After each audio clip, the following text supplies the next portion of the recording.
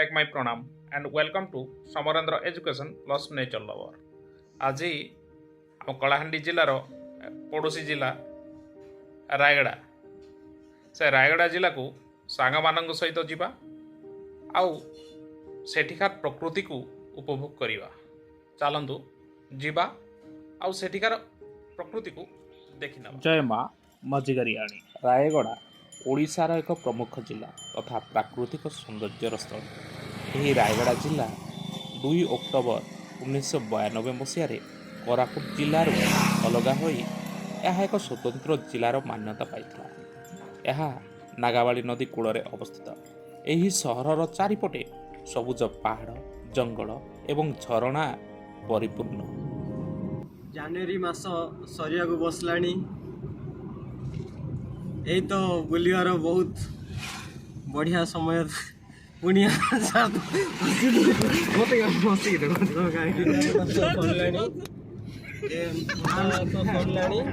बर्तमान आम रायगड़ा जिलार ए प्रकृतिर जो जंगल पहाड़ भरा मनोरमा दृश्य को आम उपभोग करने जाऊँ।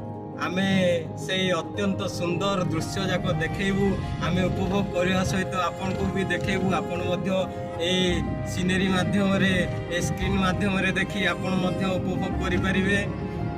एते सुंदर जे से झरणा से कुलकुल नाद से पवन से आम प्रकृतिर जंगल मध्य बसवास करथिबा से जंतु मान को देखू। चलतु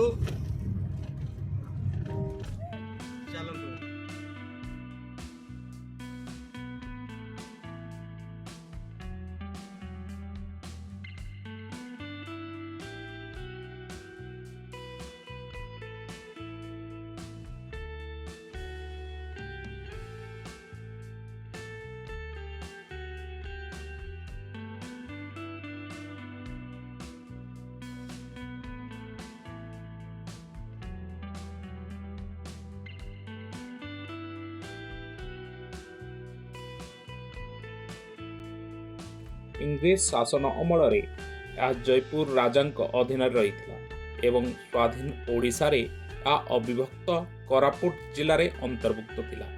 नद नदी झरणा और प्रपात तथा जंगल रे भरपूर एही रायगड़ा जिला। यार पश्चिम दिगरे जंजावती नदी एवं पूर्वरे नागावली नदी बही जाउछि।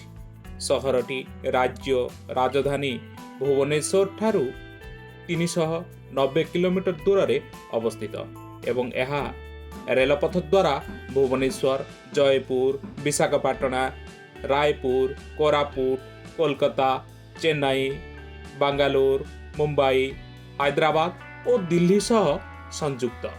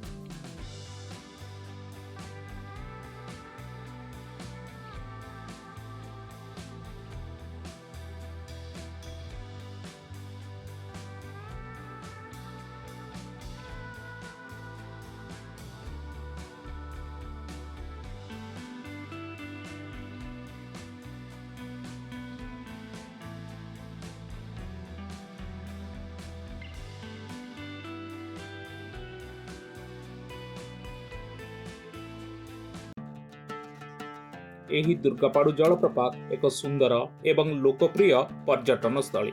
एही प्रपातटी रायगड़ा जिलार सिकाबाड़ी ग्राम निकटरे अवस्थित। यह ओडिशा आंध्र प्रदेश सीमा निकटरे अवस्थित एवं रायगड़ा सहर ठारू प्राय 40 किलोमीटर दूर रे रही अछि।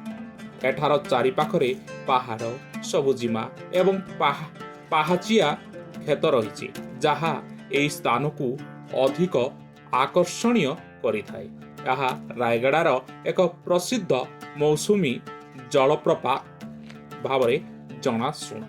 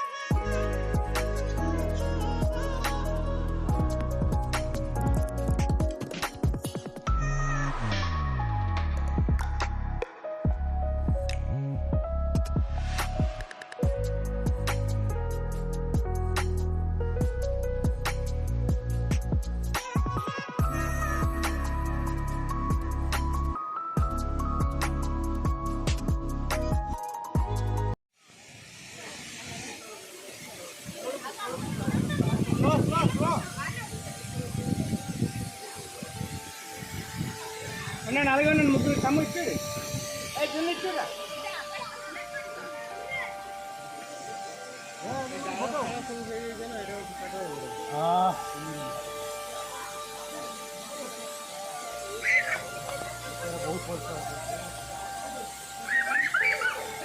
ఏంటినది వాటర్ఫాల్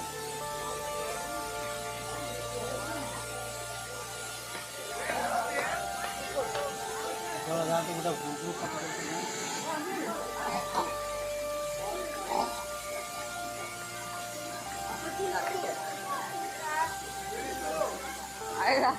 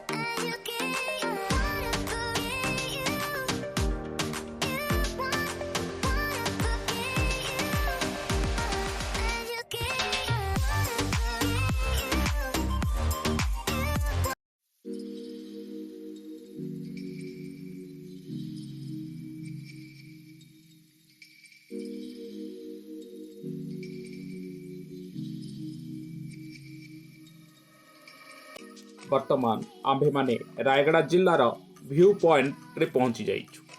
ଏହି ଭ୍ୟୁ ପଏଣ୍ଟ ପ୍ରାକୃତିକ ସୌନ୍ଦର୍ଯ୍ୟ, ପାହାଡ଼ ଏବଂ ସବୁଜିମାର ଏକ ଚିତ୍ତାକର୍ଷକ ସ୍ଥାନ, ଯାହା ପର୍ଯ୍ୟଟକଙ୍କୁ ଆକୃଷ୍ଟ କରୁଅଛି।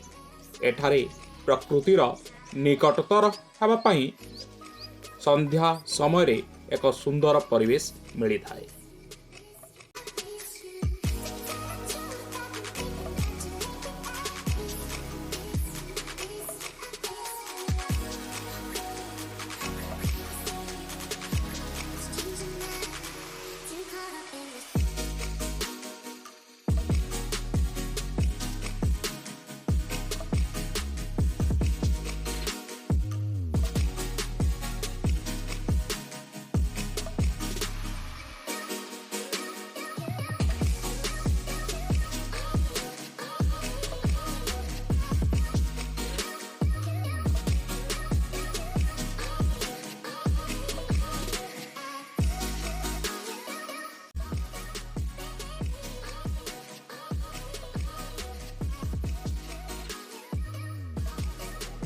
এই জায়গায় আপনার দেখুবে আমি হচ্ছে রায়গড়ার ভিউ পয়েন্টরে অছু এই জায়গায় বিদায় নেওয়া আগর আপনার অনুরোধ যদিও এই ভিডিওটি ভাল লাগিছে আপনার তাহলে এই Samarendra education plus nature lover চ্যানেলটি like comment share and subscribe করে দেবে। দিস মচ থ্যাংক ইউ।